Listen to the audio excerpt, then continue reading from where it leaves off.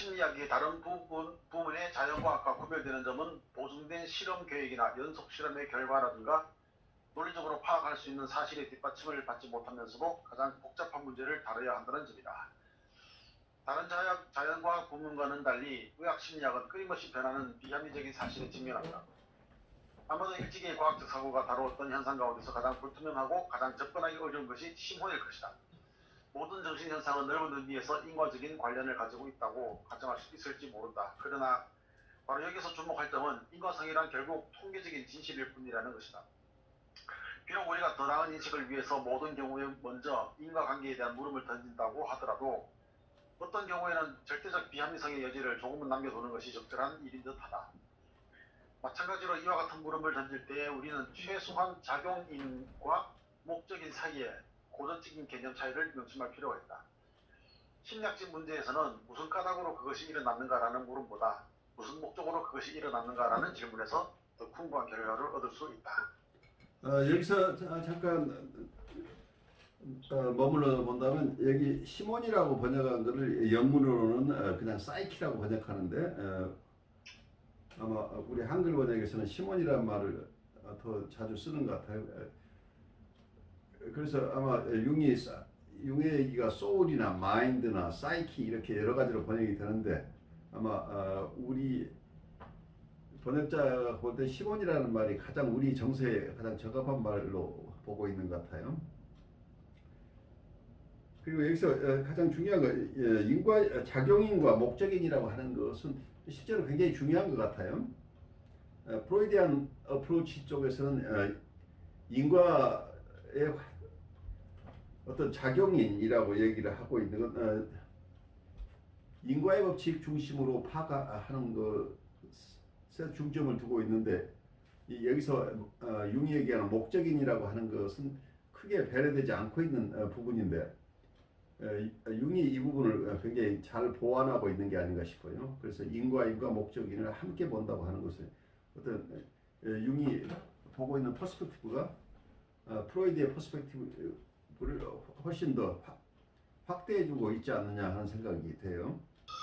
의학심리학의 많은 문제 가운데 말씀꾸러기 하나가 있다. 그것은 바로 꿈이다. 특히 의학적 측면, 즉 병의 상태의 진단과 예후라는 면에서 꿈을 다루다 보면 무의식에서 나온 꿈은 잠재의식이 지각한 많은 보배에서 그 자료를 얻기 때문에 때로는 주목할 만한 것들을 산출해낸다. 기질적인 증상과 시민성 증상 사이의 감별이 어려운 진단 사례에서 나는 자주 꿈의 도움을 받았다. 어떤 꿈은 예후를 보는데도 중요하다. 그러나 이 영역에서는 세밀한 증례 수집 등 필요한 모든 예비 작업이 아직 없는 실정이다. 그러나 심리학 수련을 받은 의사가 꿈을 체계적으로 기록하는 것은 미래의 과제가 될 것이다. 왜냐하면 의사들은 꿈을 기록할 당시에는 예측하지 못한 사건과 관계되는 꿈의 자료, 즉 뒤에 일어나게 될 생명을 위협하는 급성질환의 발발이라든가 심지어 죽음의 귀결에 관계될 만한 꿈의 자료를 얻을 수 있을 것이기 때문이다.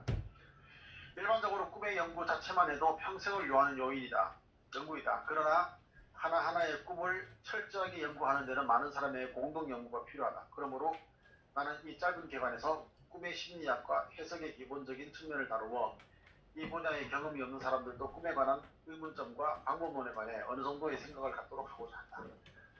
꿈에 관한 전문가는 내가 실제 해석 사례를 많이 늘어놓기보다 기본적인 지식을 더 중요시하는 것에 찬동할 줄 안다. 실제 해석 사례를 들려준다고 해서 부족한 경험을 메워줄 수는 결코 없기 때문이다. 네, 꿈은 불수의적 정신활동의 하나로 깨어났을 때 기억 속에 재생할 수 있을 정도의 의식성을 가지고 있다. 여기서 불수의적 정신활동이라고 하는 걸 영어 표현으로는 A fragment of involuntary psychic activity라고 표현하고 있어요. 그래서 involuntary psychic activity라는 거가 자기 뜻대로가 아니라 수면 중에 일어나는 것이기 때문에 자기의 consciousness가 작용을 안 하고 있죠.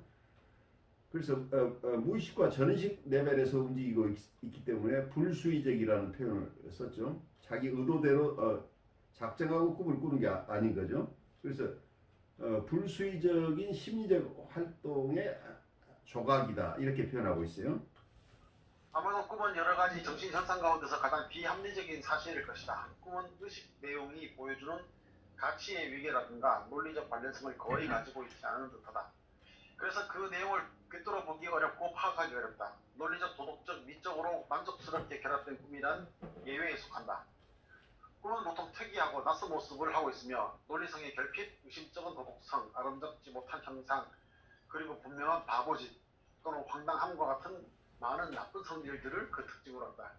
그래서 사람들은 꿈을 어리석고 황당하고 쓸데없는 것으로 쉽게 제쳐놓는다. 꿈에 관한 모든 해석은 꿈의 특정한 심리적 내용에 관한 심리학적인 표명이다. 그러므로 그 해석은 위험할 수도 있다. 왜냐하면 꿈을 꾸는 사람은 대부분의 사람이 그러하듯 틀린 해석에 대해서뿐 아니라 옳은 해석에 대하여도 놀랄 정도로 과민 반응을 나타내기 때문이다.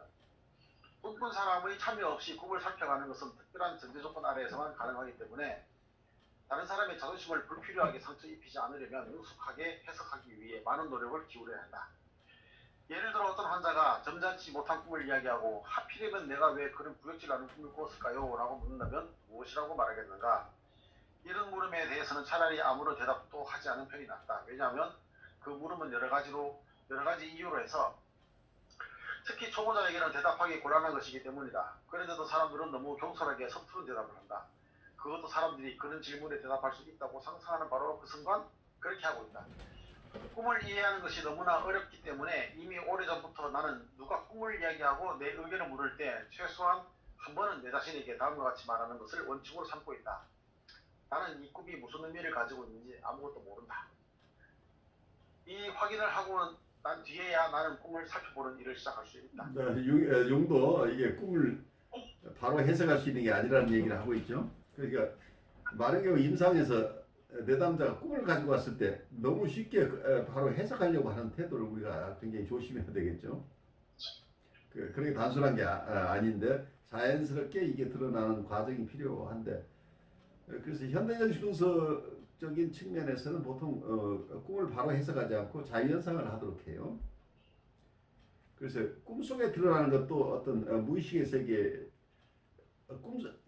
꿈 자체가 하나의 자유현상에 관련된다고 볼 수도 있겠죠. 무의식적인 머티리얼에 대한 접근이기 때문에.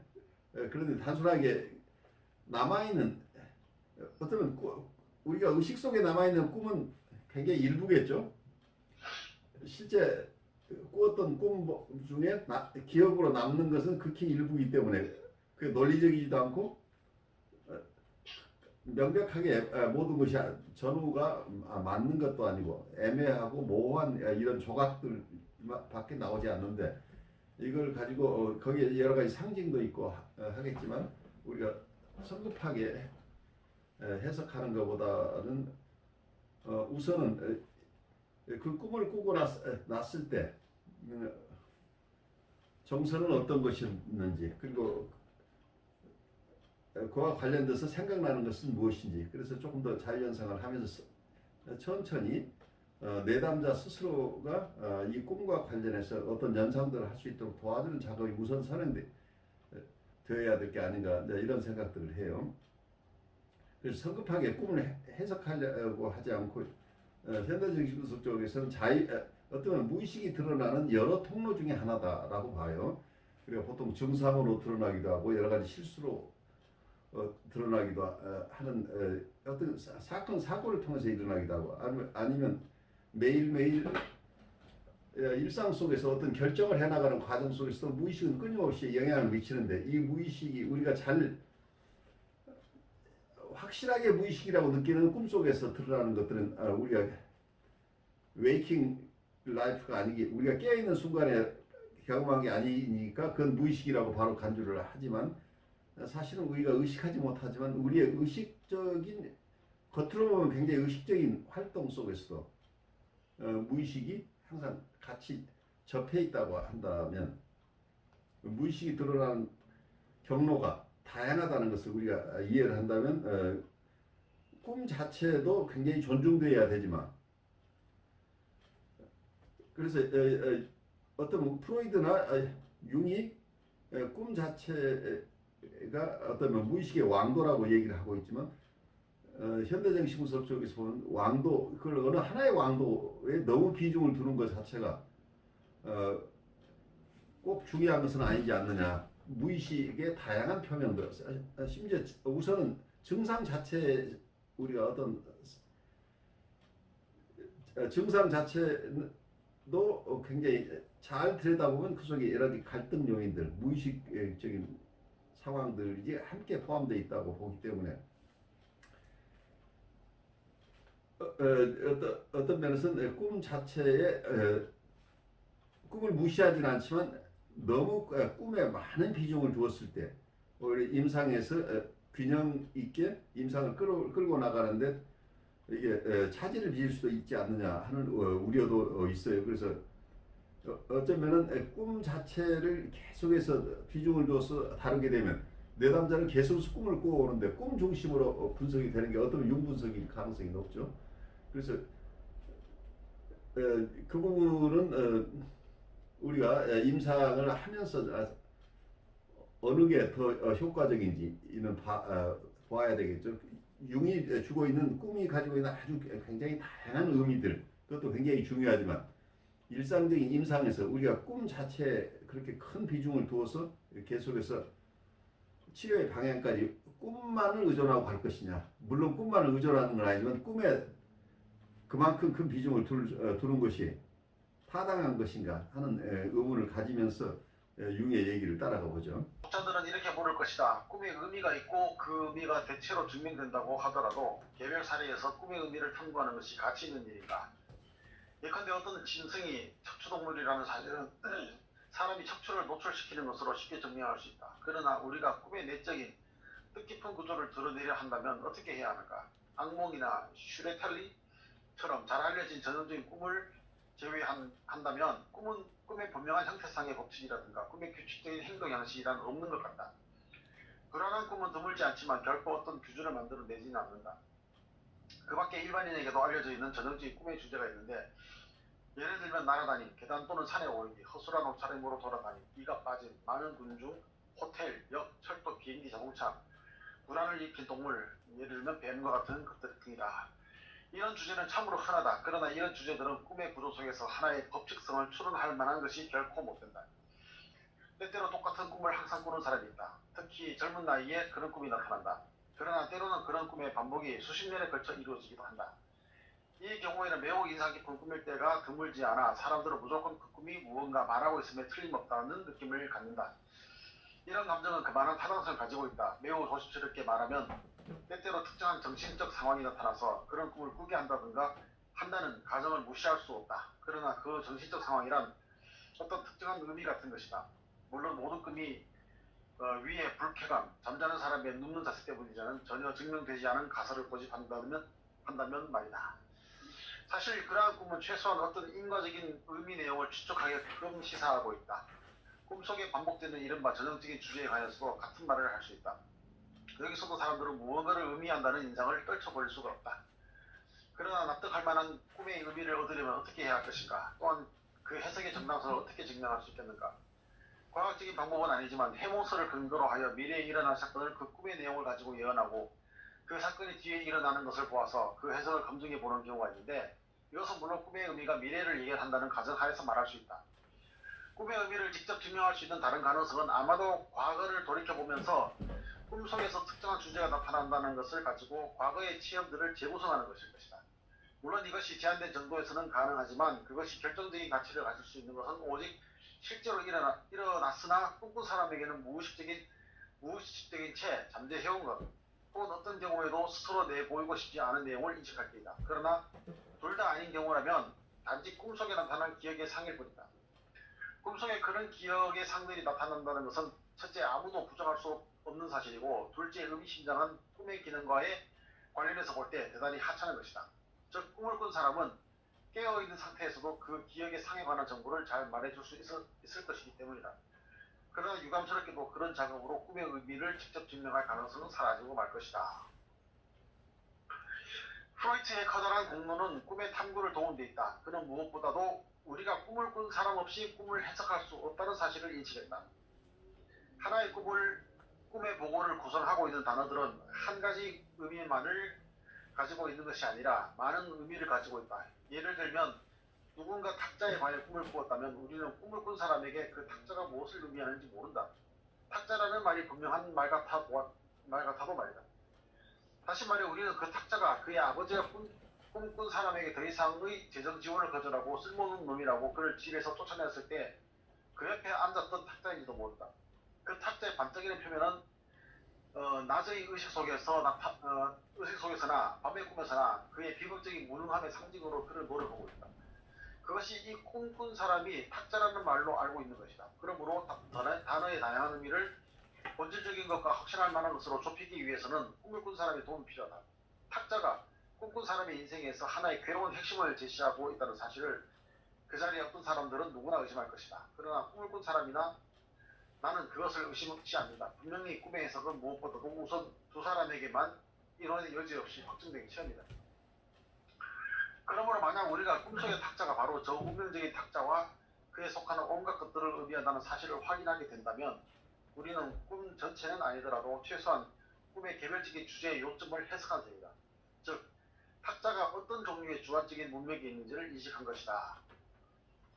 이와 같은 결론은 꿈을 꾼 사람의 착상을 물어보는 방법을 통해 얻은 것이다. 나는 꿈의 내용을 보기 위해서 프로이트가 시도한 그 밖의 방법은 물론 받아들이지 않는다. 왜냐하면 그 방법은 꿈이 억압된 욕망의 충족이라는 선입견을 전제로 하고 있기 때문이다. 그런 꿈이 있기는 하지만 그렇다고 곧 모든 꿈이 욕구 충족이라고 증명하기에는 거리가 있다. 의식적인 정신생활의 온갖 생각들이 욕구 충족이라고 생각할 수 없는 것과 마찬가지다. 꿈의 밑바탕에 있는 무의식적 과정이 형태와 내용이 의식 과정보다 더 좁거나 분명하다고 가정할 만한 근거는 어디에도 없다. 우리는 오히려 후자, 즉 의식 과정이 흔히 의식된 생활의 규칙성, 심지어 단도음을 표현하는 나머지 이미 알려져 있는 유형들에 한정된다고 추정할 수 있다. 꿈의 의미를 확인하기 위해서 나는 위에 언급한 인식의 근거에서 하나의 방법을 만들어냈다. 그것을 나는 맥락의 취합이라고 하는데 그것은 꿈에 온갖 주목되는 세부 하나하나를 꿈꾼 사람의 착상을 통해 그것이 꿈꾼 사람에게 어떠한 함의로 나타나는지를 확인하는 것이다. 그러니까 내가 하는 일은 읽기 어려운 문장을 해독하는 일이 지나지 않는다. 이 방법이 결과적으로 당장 이해할 수 있는 문장을 만들어주는 것은 아니다. 흔히 그저 많은 가능성 가운데서 의미 있는 것으로 보이는 것이 드러나게 될 뿐이다. 나는 일찍이 한 청년을 치료한 일이 있다. 과거를 물었을 때에 그는 좋은 집안의 딸과 약혼하여 행복하다고 말했다. 그러나 그의 꿈속에서는 약혼자가 그에게 아주 불이익을 주는 식으로 나타나는 경우가 자주 있었다. 꿈의 맥락은 꿈꾼 사람의 무의식이 전혀 다른 소식통으로부터 나온 온갖 추문을 약혼녀의 모습과 결부시키고 있음을 보여주고 있는 것이다. 그는 이것을 전혀 이해할 수 없었고 나 또한 마찬가지였다. 꿈속에서 그런 결합이 끊임없이 반복되었기 때문에 나는 그가 의식적으로는 저항하고 있으나 그의 마음속에는 약혼녀의 이러한 이중적인 면을 보여주려는 무의식적 경향이 있다는 결론을 내렸다. 만약 그것이 사실이라면 정말 끔찍한 일이라고 했다. 그의 급성신경증은 약혼치고를 하고 얼마 지나 뒤부터 생긴 것이었다. 상상할 수 없는 일이었으나 그의 약혼녀에 관한 협의가 내게는 엄청나게 중요한 문제인 듯 싶었다. 그래서 나는 그에게 그녀에 관한 조사를 해보도록 보냈다. 조사 결과 그 혐의는 충분히 근거가 있다는 사실이 알려졌는데 불쾌한 발견의 충격은 환자를 때려 눕힌 게 아니라 그의 신경증을 치유했고 그를 약혼녀로부터 해방시켰다. 그러므로 맥락을 취합하다 보니 결과적으로 이른바 상상할 수 없는 것이 되었고 그와 함께 겉보기에 바보 같은 꿈의 해석이 되었지만 그럼에도 불구하고 뒤에 발견된 사실에 비춰볼 때 그 해석은 옳았다. 이 사례는 교육용 표본처럼 간단하다. 그러나 두말할 것 없이 그렇게 간단하게 해결되는 꿈이란 극히 드문 법이다. 여기서 여러분 그러니까 맥락의 취합이라는 얘기를 하고 있죠. 그래서 꿈을 볼 때 우선 너무 복잡하게 보지 말고 우선은 내담자 꿈을 꾼 사람이 가지고 있는 어소시에이션이 우선 중요하죠. 꿈에서 어떤 얘기를 하더라도 그 얘기를 상담자가 바로 듣고 거기에 나타나는 사항, 그 꿈속에 드러나는 것들을 바로 우리가 이해한다고 하는 건 거의 불가능하죠. 왜냐하면 내담자가 어떤 맥락에서 그 꿈을 꾸었는지 그걸 이해하지 못한 상태에서 꿈을 해석할 수 없기 때문이죠. 그래서 이 맥락의 취합이라는 걸 영어로는 taking up the context라고 표현했어요. 그 맥락을 받아들인다는 거죠. 맥락 안에서 어떤 것을 이해한다. 컨텍스트를 벗어나서 꿈을 이해한다고 하는 무모함으로 우리가 바로 들어가서는 안 되겠죠. 그래서 그럼 이 맥락을 이해하는 것은 바로 꿈을 꾼 사람 스스로가 가지는 어소시에이션을 통해서 이 맥락이 드러난다는 거죠. 그럼 꿈속에 드러나는 여러 가지 특징들이 꿈을 꾼 사람의 자연상을 어소시에이션을 통해서 어느 정도 윤곽이 드러나겠죠. 그래 맥락 안에서 우선 꿈을 우선 맥락을 클리어하게 하다 보면 그 속에서 상당 부분 꿈 자체가 클리어되는 거죠. 더 깊은 의미의 꿈들도 있지만 많은 경우에 우선 내담자의 도움을 받았을 때 꿈이 1차적으로 명료하게 되는 과정을 어쩌면 여기서 맥락의 취합이라고 표현하고 있는 게 아닌가 싶어요. 그래서 여기서는 아주 재미있는 표현을 하고 있죠. 여기서 꿈꾼 사람의 착상을 통해 그것이 꿈꾼 사람에게 어떠한 함의로 나타나는지를 확인한다 이렇게 표현하고 있고, 그래서 이것은 읽기 어려운 문장을 해독하는 일에 지나지 않는다. 그래서 맥락 속에서 우리가 어떤 공부하면서 어떤 패러그래프 하나가 나왔어요. 그 패러그래프를 놓고 바로 굉장히 어려운 패러그래프인 경우에는 전후 맥락을 최소한 그 앞에 부분과 뒤에 부분을 함께 읽어야 그 내용을 파악할 수 있는 경우도 생기죠. 근데 이 맥락을 떠나서 인용문만 가지고 어떤 내용을 파악한다는 게 굉장히 어려울 경우가 많죠. 그 오류가 날 가능성이 많은 거죠. 그래서 우선 꿈을 이해하는 과정 속에서 우선 맥락을 통해서 특히 내담자의 자유현상의 도움을 받아서 명료하는 작업이 필요하다. 이걸 융이 맥락의 취합이라고 표현했다. 이렇게 이해하면 어떨까 싶어요. 우리 그 다음으로 가죠. 물론 맥락의 취합은 간단하고 거의 기계적인 작업인데 그것은 다만 본격적인 해석의 준비로서 의미가 있다. 그 뒤를 이룰 수 있는 꿈의 문장을 만들어가는 것, 즉 꿈의 진정한 해석은 이에 비해서 대개 매우 부담이 큰 과제이다. 그것은 심리학적인 공감 및 종합 능력, 직관, 세계와 인간에 대한 지식, 무엇보다도 폭넓은 지식뿐 아니라 일종의 심정의 예지를 필요로 하는 특수한 전문 지식을 미리 갖추고 있어야 한다. 이러한 전제 조건들은 심지어 가장 뒤에 언급된 것을 포함해서 의학적 진단학의 기법 전반에 가치가 있다. 꿈을 이해할 수 있기 위해서 육감이 꼭 필요한 것은 아니다. 그러나 독자들이 통속적인 해몽서에서 발견하거나 거의 언제나 선입견의 영향 아래에 전개되는 활기 없는 형식 이상의 것을 필요로 한다. 꿈의 주제에 대한 판에 박힌 해석은 피해야만 한다. 정당한 해석은 오직 특수한 주의 깊은 맥락 취합을 통해 해명되는 의미뿐이다. 이 영역에서 많은 경험을 가진 사람일지라도 개별적인 꿈을 보기 전에 자기 자신의 무지를 고백하고 온갖 선입견을 포기하면서 전적으로 예상치 못한 것에 대해 준비하는 자세를 갖추어야 한다. 여기서 융이 얘기하는 꿈의 해석이라고 하는 것은 굉장히 전문적인 것으로 지금 보고 있죠. 그렇지만 굉장히 전문적인 어떤 소양을 가진 사람이 꿈을 해석할 수 있다.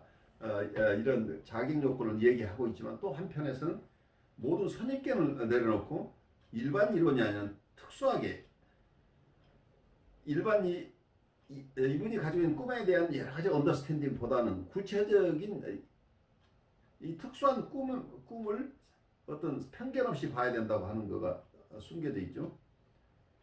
그래서 일반적인 지식을 바로 도입하는 것은 굉장히 위험하다는 거예요. 그래서 여기서 융이 얘기하고 있는 건 많은 경험을 가진 사람이 있다도 개별적인 꿈을 보기 전에 자기 자신의 무지를 고백하고 온갖 선입견을 포기하면서 전적으로 예상치 못한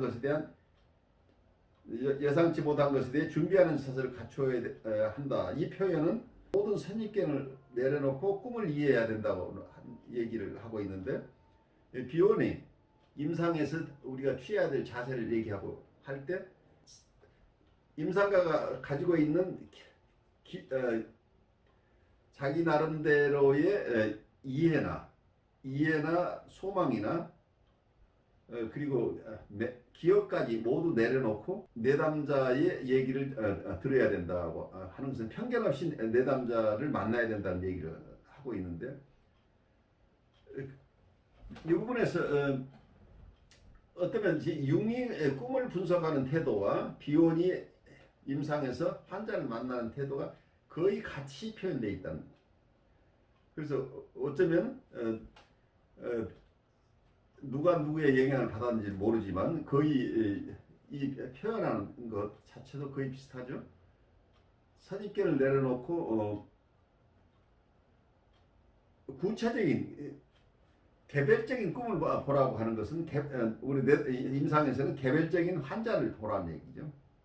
일반화해서 봐서는 안 된다고 하는. 그래서 일반적인 이론이나 일반적인 언더스탠딩이나 과거에 가졌던 기억이나 그래서 이전까지 이 내담자에 대해서 내가 가지고 있던 어떤 언더스탠딩이나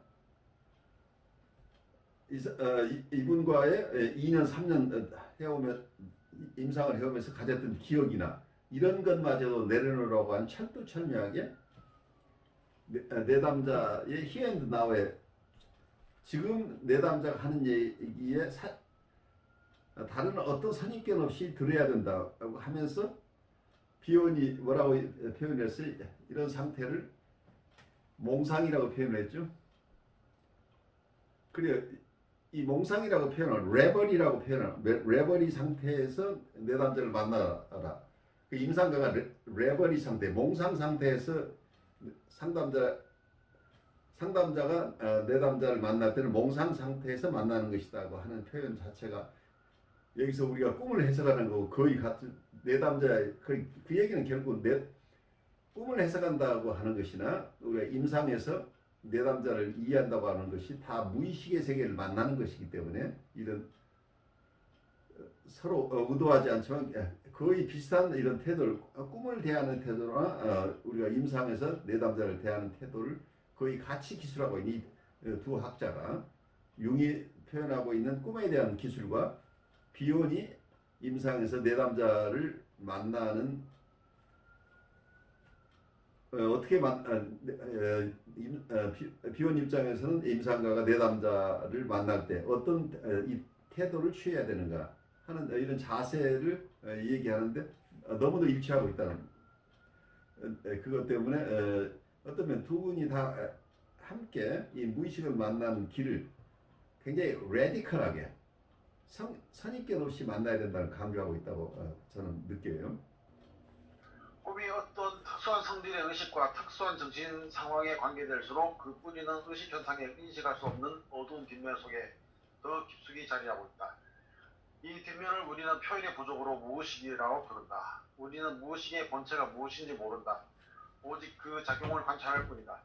뿐이며 그 작용 형태로 미루어 거꾸로 무의식적 정신의 성질을 추론하고자 시도해 볼 뿐이다. 꿈은 엄청나게 흔하고 평범한 무의식적 정신의 표명이기 때문에 그 대부분의 경험 자료는 무의식을 탐구하는 데 제공된다. 꿈의 의미가 대부분 의식의 경향과 일치되지 않고 특이한 차이를 나타내는 것으로 미루어 볼 때 우리의 꿈의 모체인 무의식이 독자적인 기능을 가지고 있다고 가정하지 않을 수 없다. 나는 이것을 무의식의 자율성이라고 규정한다. 꿈은 우리의 의지에 따르지 않을 뿐 아니라 심지어 의식의 의도에 대하여 날카로운 대극의 입장을 취한다. 그런데 그 대극이 항상 그렇게 뚜렷한 것은 아니다. 때로는 꿈도 의식의 입장 또는 경향과 그저 조금만 벗어나 있기도 하고 약간의 변형이 있기도 하다. 심지어 꿈은 의식의 내용과 경향에 때로는 일치되기조차 한다. 이런 상태를 설명하기 위하여 나는 적용할 수 있는 단 하나의 개념으로 보상이라는 개념을 내놓았는데 내가 보기에는 이것만이 꿈의 모든 작용 양식을 의미있게 종합할 수 있다. 보상은 보충하는 것과 엄격하게 구별해야 한다. 보충은 너무도 좁고 제한된 개념이어서 꿈의 기능을 적절히 설명하는 데 충분하지 않다. 왜냐하면 그 개념은 이를테면 강제적으로 모자라는 것을 채우는 보완관계를 가리키기 때문이다. 반면에 보상은 그 용어가 말해주듯이 여러 가지로 서로 다른 사항이나 관점의 비교와 대조이며 이를 통하여 조정 혹은 추정됨을 말한다. 이와 관련해서 세 가지 가능성이 있다. 여기서 우선 우리가 조금 따라가기 어렵죠. 보상이라는 것과 보충이라는 개념을 여기서 구별하고 있어요. 보상은 여기 독일어가 표현되어 있지만 영어로 번역하시는 분은 보상은 compensation이라는 용어를 썼어요. 그리고 보충한다는 의미로는 complementation이라고 용어를 써서 이 두 가지를 구별을 하고 있다고 이해하시고 여기서 융이 얘기한 대로 보상은 여러 가지 서로 다른 사항이나 관점의 비교와 대조이며 이를 통하여 조정 혹은 수정됨을 말한다. 그래서 어떤 것을 그냥 보충한다는 개념보다는 훨씬 더 넓은 개념으로 사용하고 있는 것으로 보여요. 지금 융이 얘기하는 이 컴펜세이션이 굉장히 중요한 역할을 하는데 이 컴펜세이션을 융이 어떻게 다양하게 쓰고 있는지 지금부터 좀 같이 따라가 보죠. 네, 이와 관련해서 세 가지 가능성이 있다. 생활 상황에 대한 의식의 태도가 지나칠 정도로 한쪽에 치우쳐 있으면 꿈의 관점은 반대편을 취한다. 의식이 비교적 중앙에 근접한 자세를 취하고 있으면 꿈은 의식과 비슷한 변이로 만족한다. 그러나 의식의 자세가 오르면 또는 적절하면 꿈은 이와 일치되고 의식의 경향을 재강조한다. 그러나 그렇다고 무의식 특유의 자율성을 잃어버리지는 않는다. 어쨌든 한 환자의 의식 상황이 어떻게 평가되어야 할지 확실히 알 수는 없기 때문에 꿈을 꾼 사람에게 물어보지 않고 꿈을 해석한다는 것은 있을 수 없는 일이다. 그러나 우리가 의식의 상황을 안다고 해도 그것으로는 아직 무의식의 태도에 관해 아무것도 알 수 없다. 무의식이 꿈의 모체일 뿐 아니라 시민성 증상의 모체이기도 하기 때문에 무의식의 태도를 물어보는 것은 실제로 특히 중요하다. 남이 나와 함께 내 의식의 입장을 옳은 것으로 보든 보지 않든 상관없이 무의식은 나와는 다른 의견일 수도 있다. 그것은 특히 노이로제일 경우에 무의식이 무관심한 때문이 아니다. 무의식은 흔히 심각한 결과를 빚는 실수로서 갖게 된 바라지 않은 장애를 일으키거나 제 마음대로 신경질적인 증상을 만들어내는 능력을 가지고 있다. 이러한 여러 가지 장애는 의식과 무의식의 불일치에서 기인한다. 정상적으로는 아마 그런 일치가 있어야 할 것이다. 그러나 사실은 그렇지 못한 경우가 많고 이것이 대수롭지 않은 말 실수에서 심한 재해와 질병에 이르기까지 무한히 많은 시민성 불건강의 이유이다. 이러한 관련성을 지적한 점은 프로이트의 공적이다. 여기서 잠깐 우리가 보면 여기서 매트릭스라는 용어를 썼어요. 전에 우리 발표자가 매트릭스에 대한 설명을 꽤 많이 해주셨는데 여기서 무의식을 매트릭스라고 여기서 영어로는 번역을 했어요.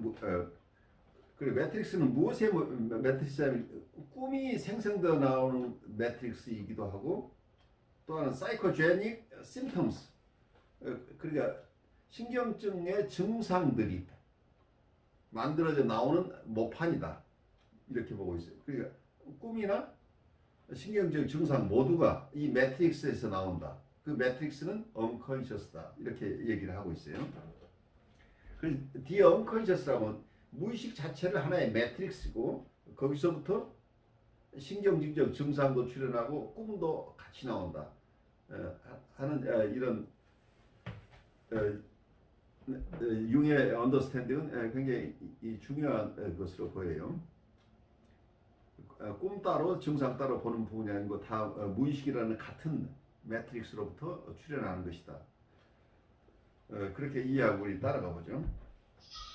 근데 교수님 그게 사람이 생각한다는 것이 그게 어떤 경우에는 자기가 뭐 의식적으로 생각을 하지만 많은 경우는 생각 자체가 이게 스판티니어스리 막 올라오는 것들. 그렇죠. 그러니까 무의식의 어떤 것들이 내 의식으로 왔을 때 의식 속에 잡혀 나오는 거죠. 그래서 어떠면 이걸 무의식과 의식이 어떤 구체화 정도가 어느 정도인가라고 또 볼 수도 있을지도 모르겠어요. 어떤 판타지 자체도 어쩌면 thinking process라고 얘기를 할 수도 있죠. 어떤 이미지네이션을 통해서 아이들은 생각을 뭘로 해요? 판타지를 가지고 판타지나 이미지네이션이라는 게 어쩌면 무의식의 사고 방식일 수도 모르죠. 근데 이게 의식에 왔을 때 이게 띵킹으로 구체화되기 때문에 어쩌면 판타지나 이미지네이션이나 이거 자체가 무의식의 사고 방식일 수도 있겠다는 생각을 할 수 있겠죠. 그러니까 보통 사람들이 의식으로 가져갈 수 있는 게 실질적으로 이렇게 만나게 되는 그런 인간이 접하게 되는 자기가 접하게 되는 모든 정보에 뭐 30%도 채 안 된다 그러거든요. 그렇죠. 예. 네, 그러니까 나머지 부분들이 자기가 의식할 수 있는 영역이 부분은 아니지만 그것이 분명히 어떤 그 신경망을 통해서 분명히 그건 자극으로 어떤 경우에는 그것이 어떤 이 기억 속에서 남아있는 잔상처럼 남아있을 수 있는 거기 때문에 어떨 때는 무의식이라는 것이 없는 데서 나오는 게 아니라 분명히 있는 데서 뭔가가 나온다. 그러니까 있는 것이 우리가 잘 안 보이면 무의식이고 보이면 의식이죠. 그래서 이 두 세계를 엄격하게 구별한다는 게 굉장히 어렵고 또 의식과 무의식을 학자들이 상호 침투한다고 보고 있죠. 상호 침투성이 있기 때문에 무의식의 거주자라고 해서 의식이 없는 게 아니고 의식과 무의식이 상호 교류하고 있어서 굉장히 그 경계 자체가 어쩌면 그게 너무 공고한 그게 문제가 될 수도 있겠죠. 이게 상토가 되지 않으면 그것도 심각한 문제가 되겠죠. 그래서 무의식에 있는 많은 것들이, 그래서 빙산의 일각이라는 표현을 하고 있죠. 많은 것들이 움직이지만 그 중에 일부가 의식화된다, 이렇게 얘기를 할 수 있겠고, 그 표현하고 방법은 굉장히 다 다르겠죠. 이고 컨셔스니스라고 할 때 어떤 의식적인 자아가 어떤 무의식의 어떤 것을 수용해낸다, 무의식하고 얘기를 할 수도 있겠고, 무의식이 발현하는 것을 의식이 거부하지 않고 그것을 수용했을 때 의식화되는 거가 되겠죠. 그 재밌는 거는 이제 그 의식의 그 견고함을, 그러니까 지금 깨어있을 때는 의식이 견고하잖아요. 그렇죠. 근데 그 의식을 견고함을 슬 무너뜨리는 게 언제냐면은 딱 잠들려고 할 만한 곳, 잠들기 직전이냐, 이럴 때. 그래 비몽사몽간이라는 얘기를 하고 있죠. 그 비몽사몽 때 일어나는 일이 보면은 그러니까 정말 실제 존재하는 것처럼 소리가 들린다거나 어떤 느낌이 이제 나오는 거죠. 예를 들어서 어제 같은 경우에 제가 잠을 자려고 하니까 옆에서 누가 발로 얼굴을 막 밀더라고요. 그래 발로 얼굴을 막 밀고 하니까 참 몸을 밀쳐가지고 비키라고 이렇게 했는데 딱 깬 거죠. 깨고 보니까 거기는 아무도 없고 저 혼자 농 옆에 붙어 있었는데 농에서 발이 나온 거가 되거든요. 그러니까 그런 것들이 뭐 어떻게 보면은 뭐 유령이냐 이렇게 말할 수도 있겠지만은 그게 비몽사몽가에 느끼는 어떠한 감각적인 것들이 그 이전의 경험에 의해서 남아있는 어떤 무언가가 나타난다고 이렇게 볼 수 있잖아요. 그리고 어떤 면에서는 우리가 의식을 하기 자극의 양이 상당히 커져야만 우리가 의식으로 올 거 아니에요. 네. 아직 자극이 소량일 때는 이게 무의식 속에 있다가 이게 양이 커지면 의식으로 인식이 될 수도 있겠죠. 그러니까 너무 작은 물체는 우리가 볼 수 없잖아요. 미생물의 세계는 우리가 들여다볼 수 없지만 이게 미생물이 점점 자라서 커졌다고 한다면 우리가 볼 수도 있겠는데, 무의식 속에 있던 것이 점점 윤곽을 드러내면 의식으로 올 수도 있다, 이렇게 볼 수도 있겠죠. 근데 우리가 꿈속에서 무의식이 왜 접근할 수 있느냐고 프로이드는 어떻게 보냐면 거기에 센서라는 개념을 동원한, 여기에 검열관이 있다고 봤어요. 꿈 분석이라는 책에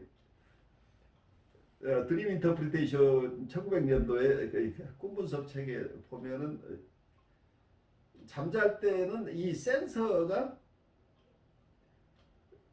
경계가 느슨해지기 때문에 이때 무의식에 있던 것들이 이걸 마치 보초라고 볼 수 있는, 보초가 약간 충분하게 깨어있지 않은, 보초가 조금 경계가 느슨해진 사이에 이 철책선을 통과한다, 이제 이런 개념 비유를 쓰고 있는 거죠. 그런데 이 철책선을 통과하는데도 그냥 통과하면은 이 보초가 완전히 잠들어 있는 게 아니기 때문에 들킬 가능성이 있어서, 그래서 위장을 한다 라는 표현을 쓰고 있어서, 그래서 마치 간첩이 침투하는 것처럼 그 위장을 하고 침투한다, 이런 개념을 가지고 꿈을 설명하고, 이게 프로이드가 이제 이런 의식과 무의식의 관계를 그렇게 설명하는 거죠. 근데 저 같은 경우에는 이제 말하자면 명상이라는 게 있잖아요. 예. 그 명상이라는 걸 통해 가지고도 그러니까 꿈을 불러오게 하는 그런 방법도 되더라고요. 그러니까 어쩌면 융이 굉장히 활성화하고 액티브 이미지네이션이라는 네. 용어를 듣게 될 거예요. 우리가 융을 조금 더 다음 학기부터 좀 더 심층적으로 공부를 하게 되면 조금 이제 그 부분도 우리가 더 들여다봐야 되겠죠. 액티브 이미지네이션이라는 게 지금 말하는 메디테이션하고 관련되는 것들이죠. 말하자면 의식에서 떠오르는 생각들을 그냥 이게 그 이제 뭐라 멍하게 있는 것처럼 이렇게 가만히 있으면은 예, 귀에서 온갖 소리가 와글와글 들려오기 시작하는 그런 현상들이 일어나더라고요. 그래가지고 그냥 가만히 앉아가지고 밤에 들어오는 눈으로 들어오는 정보들을 차단시키고 그다음에 그 다른 소리를 다 차단시킨 상태에서 조용한 가운데서 아무 생각 없이 가만히 있게 되면은 귀에서 왕왕왕왕 하다가 막 소리가 들리기 시작하고 조금 더 지나면은 마치 뭔가 본 것 같은 화면에서 막 지나가는 것 같은 게 그 말하자면 이 그 자유롭게 생각이 막 뿜뿜 탁탁탁 터져 나오는 것처럼 그걸 내버려도 보는 저 같은 경우에는 관찰자가 되는 그런 느낌이죠. 그래요. 예, 그러면은 소리도 막 들리고 부르는 소리도 들리고 차 지나가는 소리도 들리고 막 없는 소리가 막 들려요.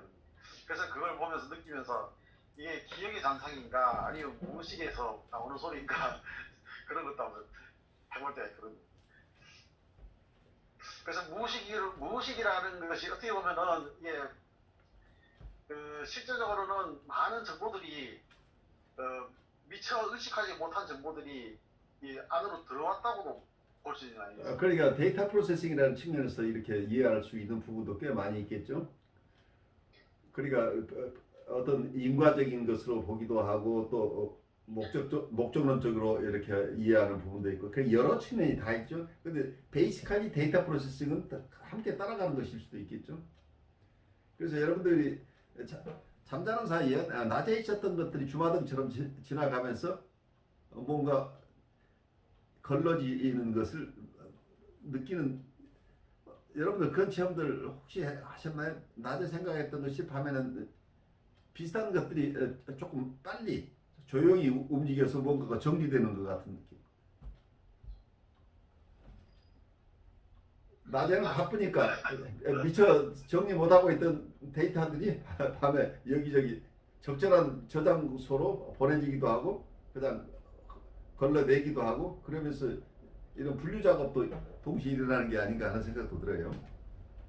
훨씬 많은 사례에서 볼 때 보상은 정상적인 신적 형을 이루는 것을 목표로 하고 스스로 정신체계 일종의 자가조준임을 보여주고 있지만 그렇다고 이와 같은 인식에 만족해서는 안 된다. 왜냐하면 어떤 조건 아래에서 그리고 어떤 증례에서 예를 들면 잠재적 정신병의 경우에 보상은 비극적인 귀결, 심한 파괴적 경향, 예컨대 자살이나 그 밖의 이상 행동을 일으키게 하기 때문이다. 이것은 유전적 부담을 가진 몇몇 사람들의 생활 설계도 속에서 예고되어 있다. 신경적 치료에서는 의식과 무의식 사이의 일치를 상당 부분 재현하는 것이 과제이다. 이것은 우리가 알다시피 자연스러운 삶의 방식, 이성을 복돋워 주는 것, 의지의 강화에서 무의식의 분석에 이르기까지 다양한 방식으로 일어나고 있다. 보다 간단한 방법이 너무도 자주 실패하고 그럴 때 의사는 어떻게 환자를 계속 치료해야 할지 모르기 때문에 꿈의 보상적 기능은 환영받을 만한 도움을 제공한다. 고대 그리스 아스클레피오스 신전에서의 사원 수면의 꿈에 관해서 보고된 것처럼 현대인의 꿈이 꿈꾼 사람에게 직접 적절한 치유법을 알려준다는 이야기가 아니다. 꿈은 환자의 상황을 건강을 촉진할 수 있는 방식으로 조명하는 것이다. 꿈은 추억, 통찰, 체험 등을 가져다주며 잠자는 사람의 인격을 일깨우고 대인관계에서 무의식적 요소를 드러낸다. 그러므로 자기의 꿈을 사명감에 찬 보살핌으로 오랜 기간 소화하기를 꺼려하지 않은 사람치고 그의 시야의 확대와 풍성함을 얻지 못한 사람은 거의 없다. 바로 보상적 태도 덕분에 연속적으로 일관되게 수행된 꿈의 해석은 새로운 관점을 틔워주고 두려워하던 정지 상태를 극복하는 새로운 길을 열어준다. 그래서 여기서는 오랜 동안의 꿈 분석이 어떤 인격의 함양에 굉장히 큰 도움이 된다는 이런 주장을 하고 있죠. 융이. 그래서 이렇게 열심히 했는데 큰 변화가 없는 케이스는 없다. 그러니까 이렇게 하면은 꼭 좋은 결과가 있다. 이렇게 설명하고 있어요. 그래서 새로운 관점을 틔워주고 어떤 정지 상태를 극복해서 인격의 발달에 큰 도움을 줄 수 있다 이렇게 지금 설명하고 있다고 볼 수 있겠어요. 보상이라는 개념을 가지고 꿈의 기능에 매우 일반적인 특성을 제시하였다. 장기간의 어려운 치료에서 볼 수 있듯이 만약 우리가 수백 개가 넘는 일련의 꿈을 관찰한다면 관찰자에게는 차츰 하나의 현상이 나오게 됩니다. 그 현상은 개별적인 꿈에서 그때그때 보상된 것 뒤에 숨어 있어 보이지 않았던 것이다. 그것은 일종의 인격 발전 과정이다. 보상은 처음에는 관찰자에게서 빗나간 평형 상태를 조화시키거나 일방적으로 조정하는 양식으로 나타난다. 이에 비해서 좀 더 깊이 통찰하고 경험하면 이와 같은 겉보기에 이례적인 보상 행위는 일종의 큰 기획 속에 배열되어 있음을 알 수 있다. 보상 행위는 서로 연관되고 더 심층적인 의미에서는 공동의 목표화되어 있어 긴 꿈의 배열이 지리멸렬한 이례적 사건의 의미는 없는 산만한 나열에 불과한 것이 아니라 마치 계획된 단계를 거쳐 지나가는 발전 또는 정리 과정이다. 나는 이러한 긴 꿈의 계열의 상징성 속에 자율적으로 스스로를 표현하는 무의식 과정을 개성화 과정이라 규정하였다. 분석 과정이 아닌 경우에 어느 긴 일련의 꿈에서도 분석 과정이 꿈과 마찬가지로 개성화를 가리키는 발전 도정을 인식할 수 있는가 하는 의문은 이에 해당되는 연구가 부족하여 아직 완전한 해명을 보지 못하고 있다. 분석 과정은 특히 그것이 체계적인 꿈의 분석을 포괄할 때 스탠리 홀이 언젠가 적절하게 논평했듯이 한 촉진된 성숙 과정이다. 그러므로 개성화 과정을 수반하는 주제는 주로 그리고 무엇보다도 먼저 분석 과정 안에서 얻은 꿈의 계열 속에서만 나타난다. 이에 비해서 분석 외적인 꿈의 계열에서는 그 주제가 아마 현저하게 긴 시간 간격을 두고 나타날 것이다. 그러니까 현장의 긴 기간 주제가 그렇게 연속되게 나타나는 게 아니고 아주 먼 인터벌을 두고 나타난다는 치료 효과를 보장할 수 없다는 얘기죠. 그래서 분석 과정 안에서 어떤 꿈의 일련의 꿈들이 계속 나타난다고 한다면 확실하게 꿈 분석의 효과가 나타나는데 일련의 꿈들이 계속 나타난다고 하지만 분석 과정을 거치지 않으면 거기에서 큰 변화를 얻기는 어렵지 않느냐 하는 그런 견해를 표명하고 있는 것으로 보여요. 앞에서 나는 꿈의 해석이 다른 지식과 함께 특수한 지식을 필요로 한다고 말했다. 나는 어느 정도의 심리학적 지식을 갖추었고 인생 경험과 실습을 한 지적인 일반인이 꿈의 보상을 실제로 바르게 진단할 수 있으리라고 믿지만 우리가 잘 알듯이 무엇보다 심리학적 보상을 바탕으로 하고 있는 개성화 과정에서는 신화나 민담 분야의 지식과 원시인의 심리학에 관한 지식, 비교존비하게 짙은 사람을 이해할 수는 없다.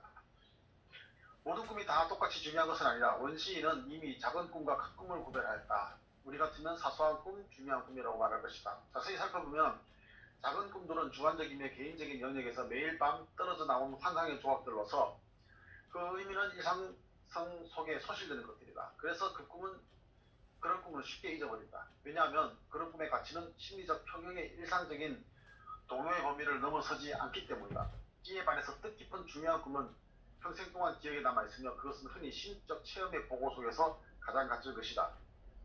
예전에 나는 이런 꿈을 꾸었어요. 초면에 이런 말을 주저없이 하는 사람을 나는 얼마나 많이 만났는지 모른다.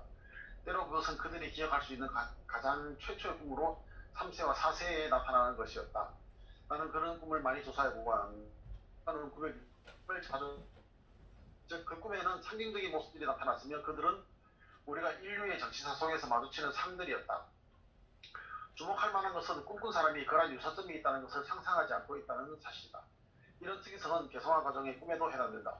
그 꿈들 속에 이른바 신화적 주제 또는 신화소가 포함되어 있는데 나는 이를 원형이라고 불렀다. 그것은 특수한 심적 방식과 그림으로 나타나는 맥락을 의미하는데 언제 어디서나 나타날 뿐 아니라 개별적인 꿈, 공상, 환상적 이미지와 망상관념 속에서도 일치된 형태로 발견된다. 개인 사례에서 흔히 나타날 뿐 아니라 어느 민족에서도 보편적으로 나타나는 것은 사실은 이례적이고 주관적 또는 개인적인 것은 인간의 심원의 일부일 뿐이고 나머지는 집단적이며 객체적임을 증명하는 것이다. 그러므로 우리는 한편으로는 개인적인 무의식에 관해서 다른 한편으로는 의식에 가까운 개인적 무의식보다 더 깊은 층을 표현하는 집단적인 무의식에 관하여 말한다. 큰 꿈 또는 중요한 꿈은 집단적 무의식의 보다 깊은 층에서 나온 것들이다. 그 꿈에 대한 꿈꾼 사람의 주관적인 감정은 논외로 하더라도 벌써 그것이 지닌 생생한 형상을 통해 그 꿈이 중요한 꿈임을 암시하며 그 형상은 시적인 힘과 아름다움을 나타내는 경우가 흔하다. 그런 꿈은 대개 인생의 운명을 결정하는 시기에 일어난다. 즉 어린 시절, 사춘기, 중년, 그리고 죽음이 다가왔을 때이다. 그 꿈을 해석하는 데는 큰 어려움이 따른다. 왜냐하면 꿈을 꾼 사람이 도움받을 수 있는 정보가 매우 부족하기 때문이다.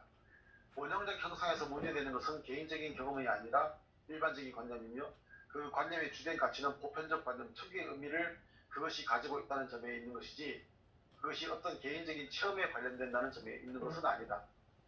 예를 들면 한 청년이 꿈에 지하 동굴에서 황금 접시를 지키고 있는 커다란 뱀을 보았다고 하자. 그는 동물원에서 한번 거대한 뱀을 본 적이 있기는 하다. 그러나 그 밖에 무엇 때문에 그런 꿈을 꾸었는지 동화 같은 이야기를 기억하는 것 말고는 아무것도 말할 수 없었다. 이와 같은 불만족스러운 맥락에 따라 이 꿈의 의미를 추론한다면 그에게 강렬한 정감을 일으킨 그 특이한 꿈은 하찮은 의미만을 얻을 뿐이다. 그러므로 그 꿈에 두드러진 정동성이 설명되지 않는다. 그런 경우에는 우리는 뱀이나 용, 보배, 동굴이 영웅의 삶의 실현을 묘사하고 있는 신화소로 되돌아가 이를 근거로 삼아야 한다.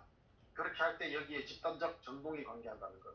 즉 전형적인 정감이 찬 상황과 관계되며 그것은 무엇보다도 먼저 개인적인 체험이 아니고 2차적으로 일어난 것임을 알 수 있다. 1차적으로 관계된 것은 보편적인 인간적 문제로서 주체에 의해 간과되었으므로 객체에 의해 꿈을 꾼 사람의 의식에 밀려든 것이다. 여기서 어떠면 2차적, 1차적이다. 개인적인 것은 2차적이고 어떤 면 집단적인 게 1차적이라고 보는 거죠. 그래서 컬렉티브 이모션이라는 용어를 쓰고 있어요. 집단 정서. 컬렉티브 이모션이라는 부분은 우리가 앞으로 집단 무의식을 좀 더 깊이 우리가 공부하면서 이런 부분들은 조금 더 세세하게 들여다 보았으면 좋겠어요. 중년 남자는 아직 젊다고 느끼고 노년과 죽음은 그와는 거리가 멀다고 생각한다. 그러나 그는 36세경에 그 사실의 의미를 의식함 없이 삶의 절정을 넘어선다. 여기서 보통 36세 이 얘기를 하고 있는데 36 이 경우를 옛날에 융은 이 나이를 어떤 나이로 봤을까요? 이걸 아마 중년기, 네, 중년기를 그래서 미드라이프 크라이시스 뭐 이런 얘기를 할 때 이 중년기를 이 36, 36세라는 나이를 중년기로 보고 이런 설명을 하고 있지 않나 싶어요. 명함으로 하면 한 뭐 40대 중반 지나야 될 것 같아요. 그렇죠. 5, 60 돼야 되는 얘기예요. 그의 소질과 재능에 따라 그가 너무나 큰 무의식적 존재를 참을 수 없는 사람이라면 아마도 이 순간의 인식이 그에게 원형적 꿈의 형태로 엄습할 것이다. 부질없이 그는 자세히 취합한 꿈의 맥락의 도움으로 그 꿈을 이해하려 할 것이다. 왜냐하면 그 꿈은 낯선 신화적 형태로 표현되고 있는데 꿈꾼 사람에게는 익숙한 것이 아니기 때문이다. 꿈은 집단적 형상들을 이용하고 있다. 왜냐하면 꿈은 개인의 균형장애가 아닌 영원한 끝없이 반복되는 인간의 문제를 표현하고자 하기 때문이다. 아까 여기서 아마 이 순간의 인식이 그에게 원형적 꿈의 형태로 엄습할 것이다 하고 있는데 이 순간의 인식이라고 하면 조금 의미가 잘 표현되지 않는 것 같아요. 이 순간의 의미라고 표현해 주면 어떨까 싶어요. 영어 번역하시는 분은 The import of this moment라는 이 순간에 the import라는 용어를 썼는데 이 import라는 말이 의미가 중요성의 의미, 아주 중요하다는 그러니까 meaning of significance를 얘기한다고 보고 있어요. 그래서 여기서 의미란 이 순간에 이 중년을 지나면서 이 순간이 얼마나 중요한 의미가 있는가에 대한 이 순간의 의미를 제대로 가지고 깨닫고 있는지 깨닫지 못했을 때 그에게는 이 개인이 깨닫지 못하고 있는 그런 어떤 중요성, 중요한 의미들이 무의식의 형태로 집단 무의식의 형태 혹은 원형적인 꿈의 형태로 엄습할 것이다 이 얘기죠. 개인이 인격적으로 지금 스스로 퍼스널하게 이걸 자기의 의미를 깨달을 만큼 성숙하지 못하고 있는 상황이라고 한다면 이때 원형적 꿈이 이 사람을 도와주는 역할을 할 수 있다는 얘기를 하고 이 보상적인 역할을 할 수도 있다 이렇게 이야기할 수 있겠죠.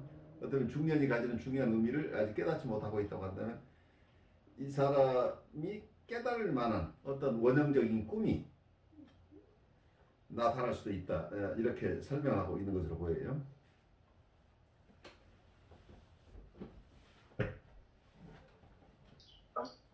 보편타당한 인간적 숙명의 법칙이 개인적 의식의 의도와 기대 그리고 견해를 부숴버릴 때 개인의 삶의 모든 순간들은 동시에 개성화 과정의 길을 따라 존재하는 정요소들이다. 이 과정은 그러니까 자율적인 전체 인간의 실현이다. 자아의식적 인간은 살아있는 전체의 일부일 뿐이며 그의 삶은 아직 전체의 실현을 묘사하지 못한다. 그가 단순한 자아에 불과한 존재일수록 그는 자신이 속한 집단으로부터 분열된다. 심지어 그 반대극으로 빠지게 된다. 그러나 모든 살아있는 것은 자신의 전체성을 향해 나가므로 피할 수 없는 의식 생활의 일방성에 대하여 끊임없는 수정과 보상이 우리 가운데 있는 보편적 인간적 본질 쪽에서 일어나며 그것은 궁극적인 무의식의 의식으로의 통합 혹은 자아의 보다 넓은 인격으로의 동화를 목표로 한다. 네, 마지막 부분에 궁극적인 무의식의 의식으로 통합을 영어 번역자는 그렇게 보고 있지 않고 궁극적인 무의식과 의식의 통합 뭐 이렇게 얘기를 했어요. 그리고 어느 한쪽이 어느 한쪽을 흡수한다기보다 두 개의 통합이라는 의미로 여기서는 the ultimate integration of conscious and unconscious 그래서 의식과 무의식의 궁극적인 통합이라는 어느 쪽에 하나를 흡수 통합하는 형식이 아니고 두 개의 그냥 통합을 얘기하고 있어요. 우리가 익숙한 것은 무의식의 무의식의 의식화라는 개념을 프로이드가 썼던 개념에 익숙해서 이렇게 번역이 된 거 아닌가 싶긴 한데 영어 번역자가 보기로는 의식과 무의식의 통합이라는 의미다 이렇게 보고 있어요. 그래서 어느 쪽에서 어느 쪽이라는 표현은 영어 번역에서는 안 나온다 이렇게 이해하시면 좋겠어요. 큰 꿈의 의미를 옳게 파악하려면 이상과 같은 숙고가 불가피하다. 큰 꿈은 저 반신의 성질을 가진 신인의 삶의 특징을 보이는 수많은 신화소를 이용하고 있다. 여기에 성인식에서 보는 것과 같은 위험한 모험과 시련이 있다. 나쁜 용과 도움을 주는 동물과 귀형들이 있다.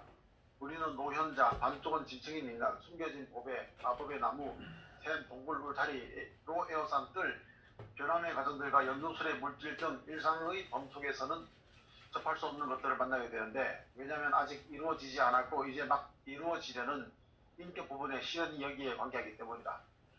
느부카드네자의 꿈의 모상은 그러한 신화소들이 서로 응축되고 수정되면서 꿈에 나타나는 양식을 묘사하고 있다.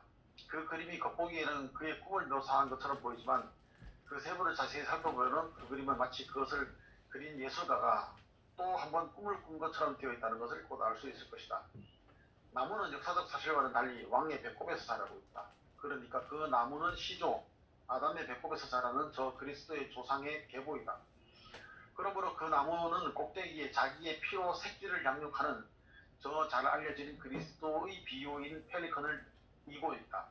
펠리컨은 그 밖에도 사복음자 대신에 서 있는 네 마리 새, 사복음자의 상징과 함께 다섯을 이루고 있다. 같은 다섯은 또한 그림의 아랫부분에서 발견되는데 그리스도의 상징인 사슴과 기대에 찬 눈초리로 위를 바라보고 있는 네 마리 짐승이 그것이다. 이 두 가지 사위의 가장 밀접한 관계를 가지고 있는 것은 연금술의 표상이다. 즉 위의 날개, 아래로 땅, 앞에 것은 새, 뒤에 것은 네 발 짐승으로 묘사되는 표상이다. 그러니까 꿈의 상을 묘사하면서 가계와 복음 사위의 기독교적 표상뿐 아니라 그 중에 사위성이라는 연금술적 사상, 아래가 있음으로써 위가 있다가 끼어든 것이다. 이러한 오염은 개인의 꿈이 어떻게 원형들을 이용하고 있는지를 가장 잘 보여주고 있다. 원형들은 이곳에서 보듯 상호간뿐 아니라 이례적인 개인적 요소들에 응축되고 엮어지고 섞이게 된다. 그런데 만약 꿈이 그렇게 중요한 보상을 일으킨다면 왜 꿈은 그렇게 이해하기 어려운 것일까? 나는 흔히 이런 질문을 받는다. 여기에 대해 우리는 이렇게 대답할 수 있을 것이다. 꿈은 자연의 사건이라는 것. 그리고 자연은 그의 열매를 공짜로 알려주지 인간의 길에 맞추어 제공하는 경향을 전혀 가지고 있지 않다는 것이다. 가끔 사람들은 항변한다. 우리가 꿈을 이해할 수 없다면 보상이라는 효과가 없는 것이라고. 그러나 그것은 그렇게 확실하지 않다. 왜냐하면 꿈을 이해하지 못해도 많은 효과가 있기 때문이다. 물론 우리가 그것을 이해함으로써 그 효과가 현저히 높아지는 것은 말할 것도 없고 무의식을 건성으로 보아 넘기는 경우가 많기 때문에 꿈을 이해한다는 것은 필수적이다.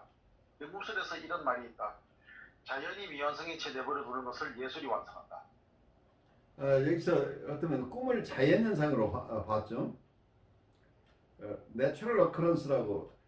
그래서 꿈 자체가 우리가 원하는 대로 이렇게 우리가 잘 알아듣게 우리를 도와줄 그런 경향을 가지고 있지 않다는 거죠. 꿈은 그냥 꿈대로 흘러갈 뿐이라는 거죠. 그런데 우리가 이해하지 못하더라도 꿈은 우리에게 많은 영향을 미친다. 이렇게 얘기를 하고 있어요. 그렇지만 꿈으로부터 큰 도움을 받기 위해서는 바른 해석을 할 필요가 있다. 이렇게. 그래서 우리가 의식화하거나 해석하지 않더라도 꿈 자체로부터 어떤 영향이 있는데 그 영향을 바르게 가져가기 위해서는 꿈의 해석이 필요하다. 이렇게 융이 주장하는 것으로 보여요. 이제 마지막으로 꿈의 형상에 관해서 볼 때 여기에는 번개같이 순간적으로 번뜩이는 인상에서 끝없이 긴 꿈의 실타래 같은 얽힘에 이르기까지 온갖 것이 발견된다. 그래도 대다수의 평균적인 꿈이 있어 그 속에서 일종의 구조가 인식된다. 그것은 극의 구조와 닮았다. 예를 들어 꿈은 장소의 진실로 시작된다. 1. 나는 거리에 있다. 그것은 가로수길이다. 또는 2. 나는 호텔 비슷한 큰 건물 안에 있다 등 여기에서 추가해서 흔히 행동하는 인물에 관한 진술이 나온다. 예를 들면 3. 나는 친구와 X와 어떤 거리의 공원을 산책한다. 십자로에서 우리는 느닷없이 Y 부인과 마주친다. 4. 나는 부모와 함께 기차 객실에 앉아있다.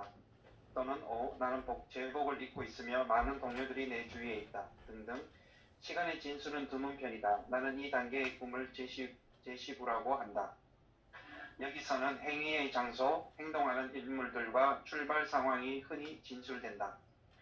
두 번째 단계의 착종이다. 예컨대 1. 나는 거리에 있다. 그건 가로수길이다. 멀리에 자동차가 나타나더니 갑자기 이쪽으로 가까이 달려온다. 그 차가 달리는 것이 눈에 띄게 불안하다. 나는 운전수가 필시 술에 취했나 보다라고 생각한다. 또는 3. Y 부인은 무척 흥분하고 있는 것 같다. 분명 내 친구 X가 듣지 못하게 내게 급히 무언가를 기뜸해 주려고 한다. 상황은 어쩐지 복잡해지고 이제 무엇이 나올지 모르기 때문에 어떤 긴장감이 감돌고 있다. 어떤 여기서 마치 꿈을 어떤 연극의 1부, 2부, 3부, 4부로 이렇게 나누는 것처럼 이런 플롯이 있는 것으로 보는데 첫 번째가 어떤 제시부라고 한다면 두 번째는 착종이란 말이 영어 표현은 development라고 표현을 했어요. 그러니까 전개 과정이라고 얘기를 할까요? 처음 제시가 되고 그 다음에 이렇게 전개해 나가는 발달해 나가는 과정 이런 의미로 두 번째를 보고 있다고 보여요. 세 번째 단계는 절정 또는 극전이다. 여기서는 어떤 결정적인 일이 일어난다. 혹은 어떤 것이 반전한다. 예를 들면 벼랑간 나는 차 속에 있고 내 자신이 그 술 취한 운전사인 것 같다. 나는 급히 달리는 차를 멈출 수 없다. 마침내 꽝 하고 담벼락에 부딪혔다. 혹은 3. 갑자기 Y 부인이 얼굴이 창백해지더니 바닥에 쓰러졌다.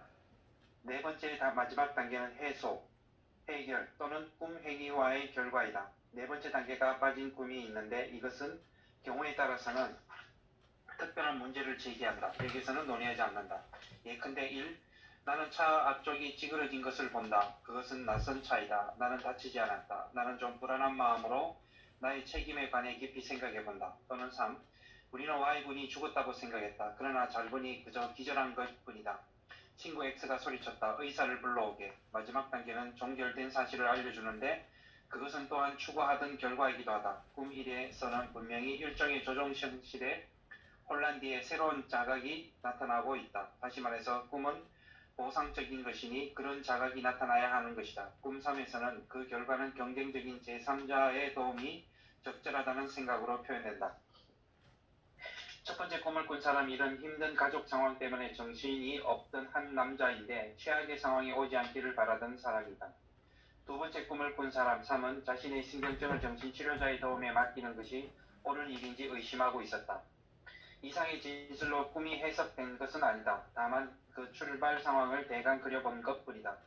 이 네 단계의 구분이 실제로 나타나는 대다수의 꿈에 별 어려움 없이 적용되는 것으로 보아 대부분의 꿈이 극의 구조를 가지고 있다는 것을 증명한다고 할 수 있다.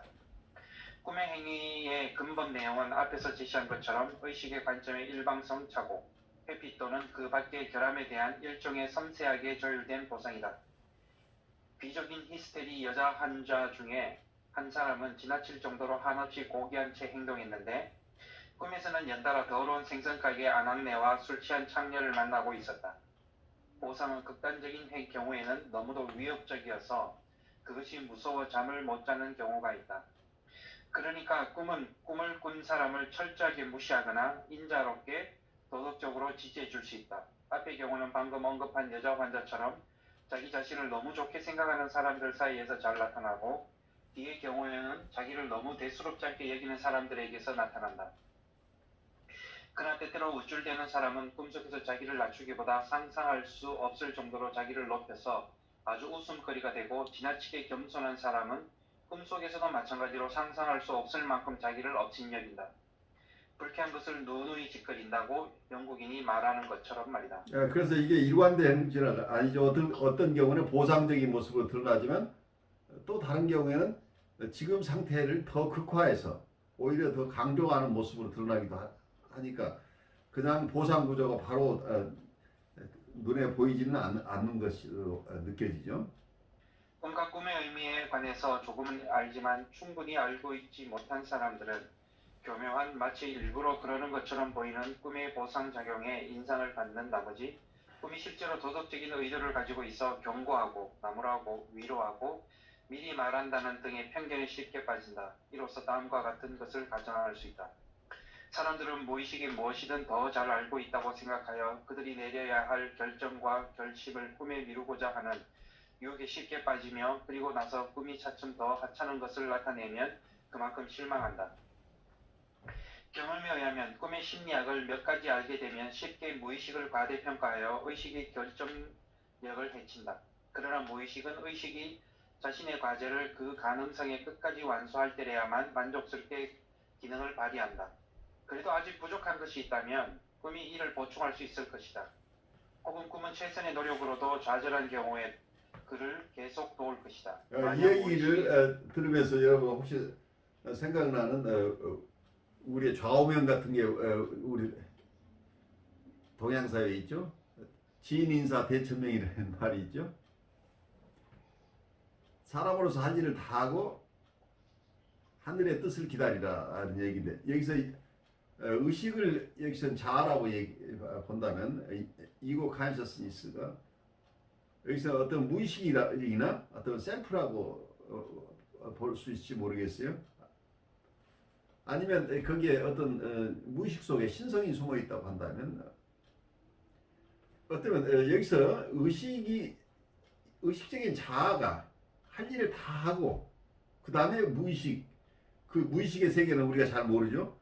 그 무의식에 도움을 받는다. 여기서 동양식으로 이게 천이죠. 하늘천이죠. 무의식을 여기서는 하늘천으로 우리가 바꾼다면 사람은 여기서 이고고 그리고 의식이죠.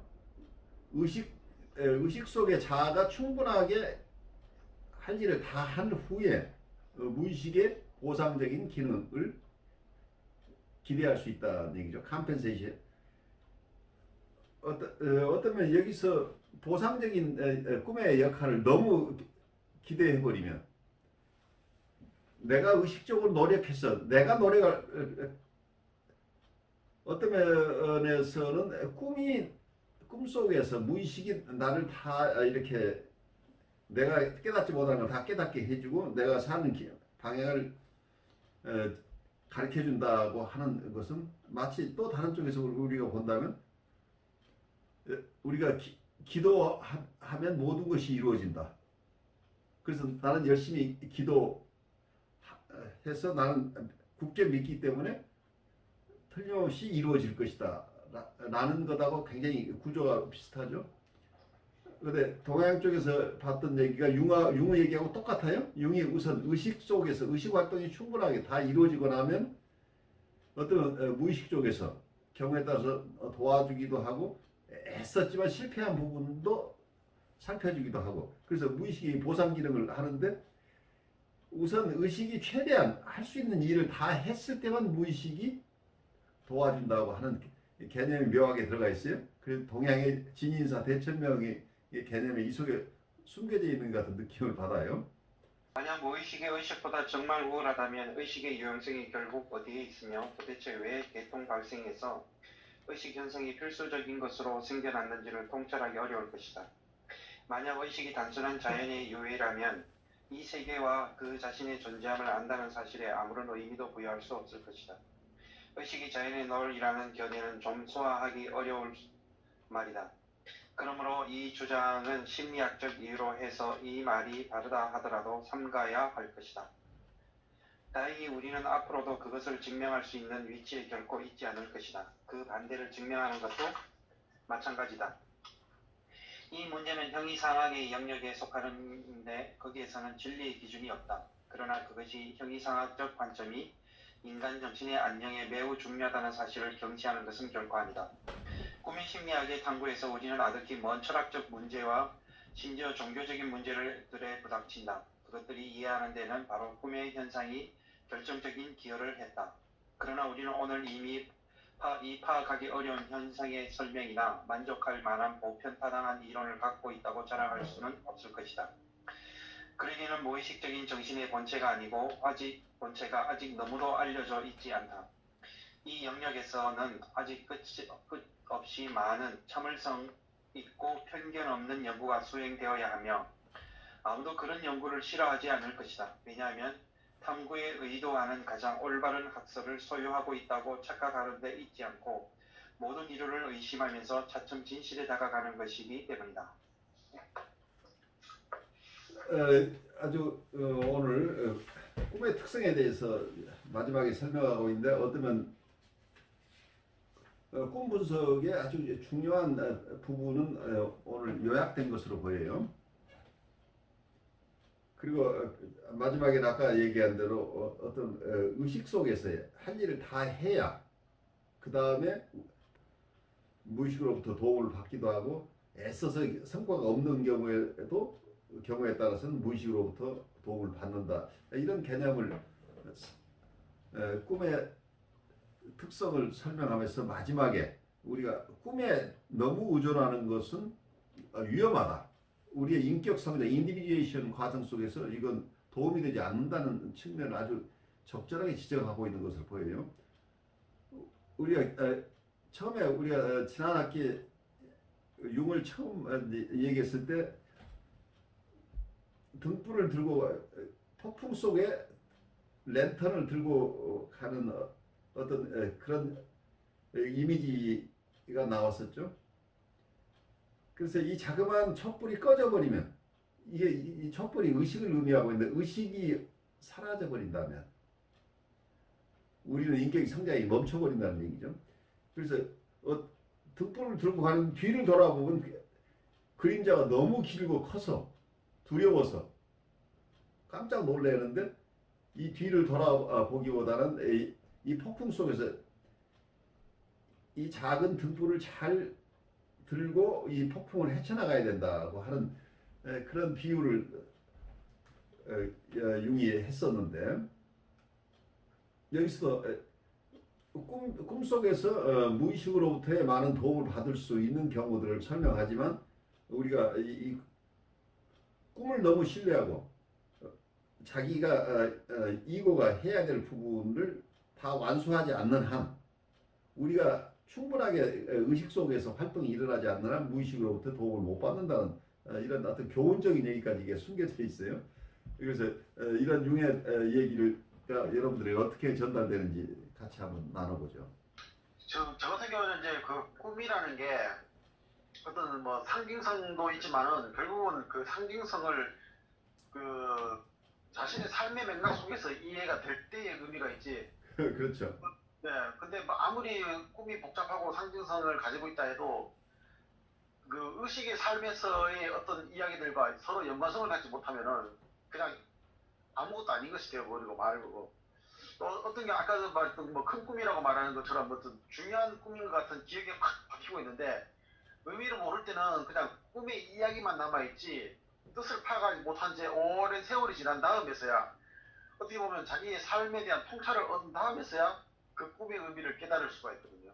예, 그렇죠. 예, 그런 거 보면은 어떻게 보면 그 꿈이라는 게 그냥 뭐랄까 특별한 상징성을 가지고 막 나오는 것이 아니라 의식과 함께 이게 같이 맞물려서 가는 그 삶의 일부가 아닌가 이제 저는 그런 생각을 좀 했습니다. 네, 그래요.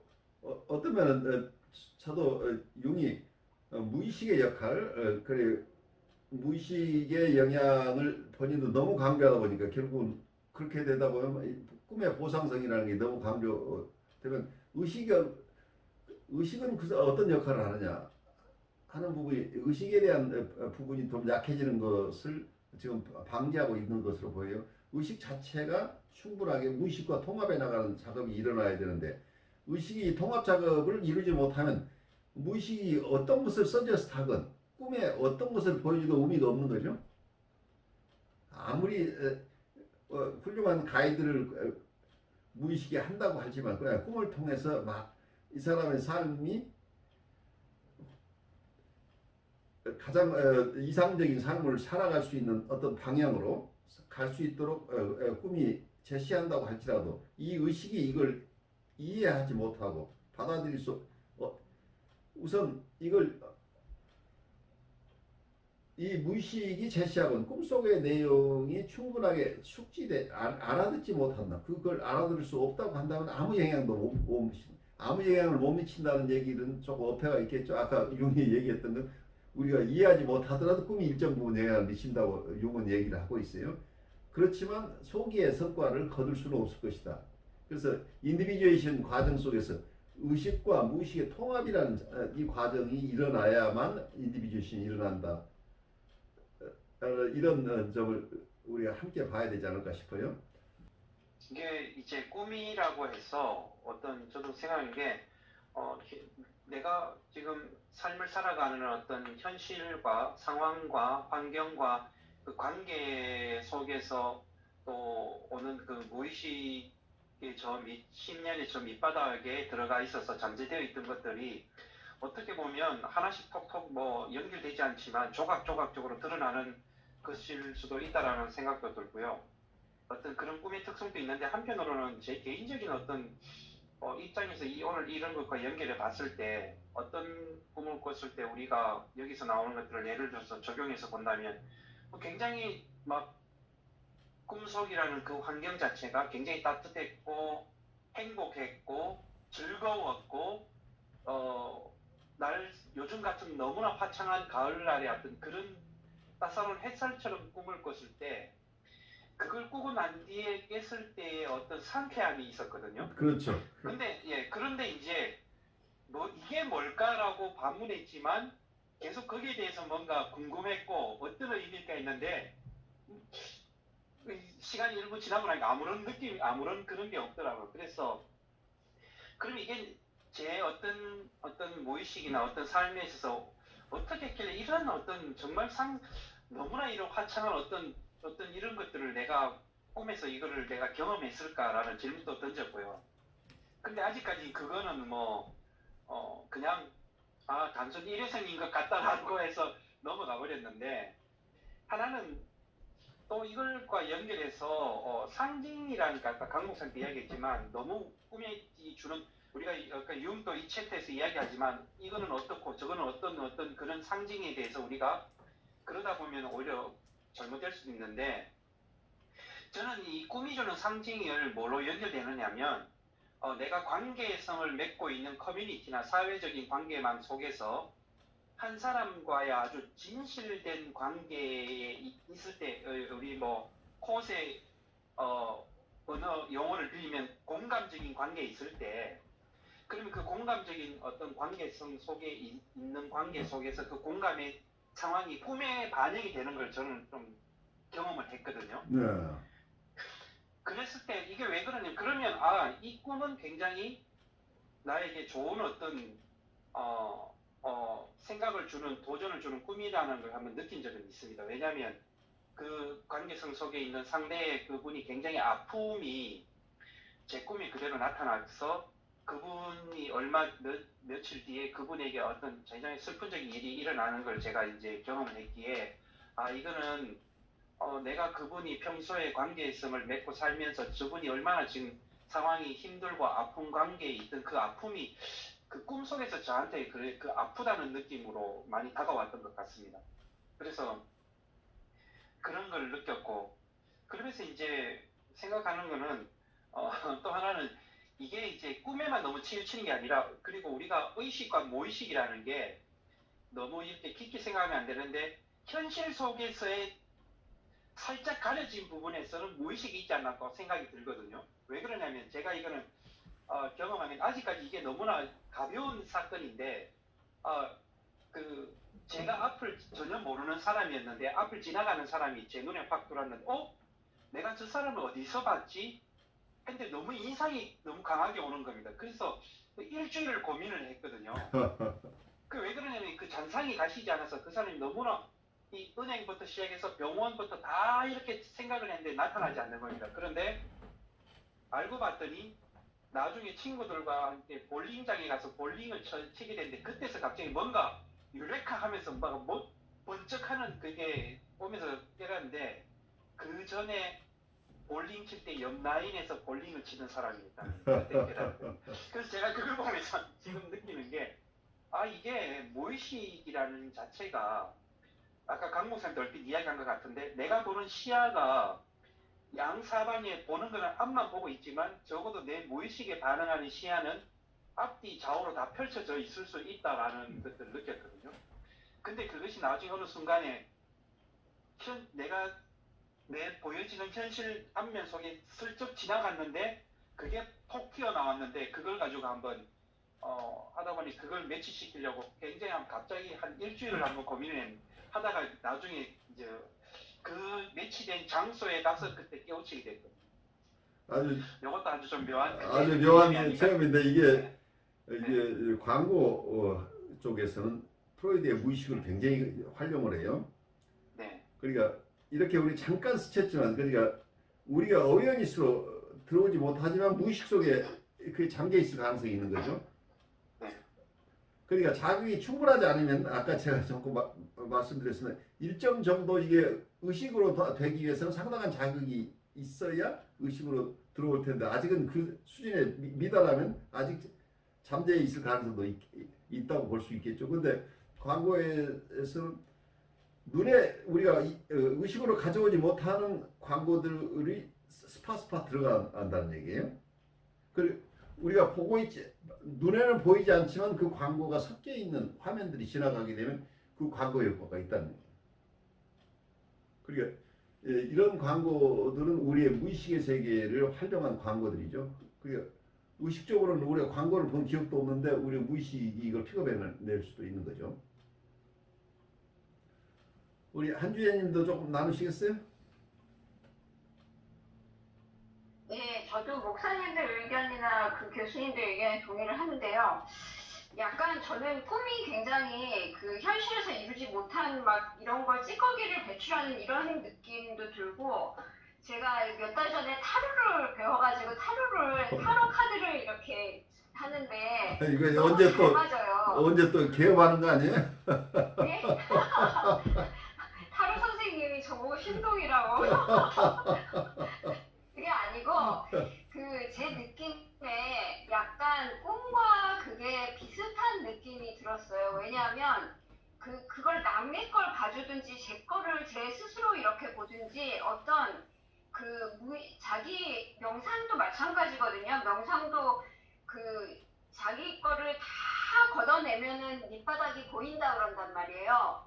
근데 이 꿈이나 어떤 타로 카드 같은 것도 우리의 무의식 안에 있는 굉장히 영민한 어떤 것이 있는데 그것을 보여주기 위한 스크린 같은 느낌이 든단 말이에요. 그래서 뭐 카드에 신기가 있다, 뭐 꿈에 신기가 있다가 아니라 그거를 보여주는 스크린의 느낌이 그때는 약간 이게 이성이 딱 빗장이 풀리잖아요. 긴장이 풀리고 저희가 머리로 지적으로 그걸 그걸 하려는 그게 없기 때문에 굉장히 스크린 같은 느낌이 들어서 아 우리가 명상하듯이 정말 다 걷어내고 정말 우리 밑에 보면은 진짜 누구나 다 굉장히 예민하게 나의 거를 알 수 있고 아니면은 나의 그 본성을 알 수 있고 이런 그 영리함이 있는데 그것들을 현실이 많이 이렇게 가려진 것을 이렇게 탁 그냥 아무 그게 없이 의식 없이 이렇게 보여주는 영화 스크린 같은 느낌이 들어가지고 그리고 타로도 마찬가지예요. 다른 사람 걸 보여주더라도 그 사람의 무의식과 제 무의식에 만나는 어떤 도구 같은 느낌이 들거든요. 그래서 그런 느낌으로 본다면 꿈이 저는 잘 맞다 그런 게 너무 당연한 것 같고요. 이 현실 생활에 그런 제가 지금 처해 있는 상황 그리고 제 성격 그리고 저의 어떤 것을 당연히 대입을 해야지 그게 해석이 가능하기 그렇죠. 때문에 예, 일반적으로 그 꿈은 뭐고 이렇게 얘기를 할 수는 없는 것 같아요. 네. 그래, 이렇게 우리 한 교수 얘기를 들으면서 명경지수라는 사자성어가 생각이 났어요. 명경지수. 그러니까 모든 혼탁한 것을 다 걷어내면 아까 맨 밑바닥에 어떻게 표현하셨죠? 예, 바닥이 보이는 바닥이 잘 보인다고 하는 게 우리 사자성어로 명경지수라는 말을 그럴 때 썼던 것 같은 느낌이 들어요. 네. 아니 저번에도 잠깐 얘기했는데 그 주식 그 시장 하는 그 굉장히 큰 회사에서는 심리 거기 교수님께서 하시는 그 라이프 코칭 같은 그 코치 같은 심리 지도사가 반드시 있다잖아요. 그래서 항상 현실에서의 불안과 자기 현실에서의 잡념과 이런 게 덮치기 때문에 진짜 주식을 하거나 뭐를 하더라도 정확한 판단력을 자꾸 그런 것들이 흐리기 때문에 그것들을 계속해서 들여다보고 이것을 지금 어떤 현실 상황에서 잘못된 판단이 내 지금 뭐 여자친구랑 헤어졌는데 뭐 부모님과 이런 게 자꾸 덮치는 게 아닌가 하는 그것을 계속 조율하는 그런 코치 같은 심리치료사가 반드시 상주를 하면서 이거를 한다 그래서 저는 굉장히 이해가 갔거든요. 네, 그러니까 우리가 나르시시즘에 머물러 있으면 외부 대상을 있는 그대로 못 보죠. 그러니까 그게 사람이건 어떤 물건이건 주식이건 그걸 그대로 객관적으로 평가하기가 굉장히 힘든 거죠. 왜냐하면 내 안에 내 어텐션이 다 갇혀 있기 때문에. 그래요. 여러분들 어떠면은 오늘 나오는 주제들 중에는 단순한 꿈이 아니라 이 속에 이제 아키타입에 대한 얘기들이 나오고 무의식의 내용과 의식이라고 해서 상호 어떻게 보완하고 있는지 어떤 컴펜세이션 어떤 보상 작용이 일어나는지 이런 큰 주제들이 오늘 많이 나온 것 같아요. 그래서 아마 다음 학기에 융을 조금 더 아키타입이나 이 언커시스 쪽을 좀 더 깊이 바라보는 게 어떤가 하는 생각을 하고 있어요. 우리 한 교수님 생각은 어때요? 혹시 융을 조금 더 계속해도 괜찮겠나요? 네, 다른 분들 동의하시면 저는 무조건 좋습니다. 그래요. 그래서 제가 지금 생각하는 겨울 학기를 우리 11월 중순쯤 시작해서 한 6주로 미니 코스를 하나 할까 지금 생각을 하고 있어요. 좋죠. 12주를 하는데 우리 겨울에 12월 한 중순부터 시작해서 1월 하순까지 이렇게 미니 코스로 6주 이렇게 하면 어떨까 하는 생각 아직은 좀 구상을 하고 있어요. 나중에 여러분하고 다시 의논할게요.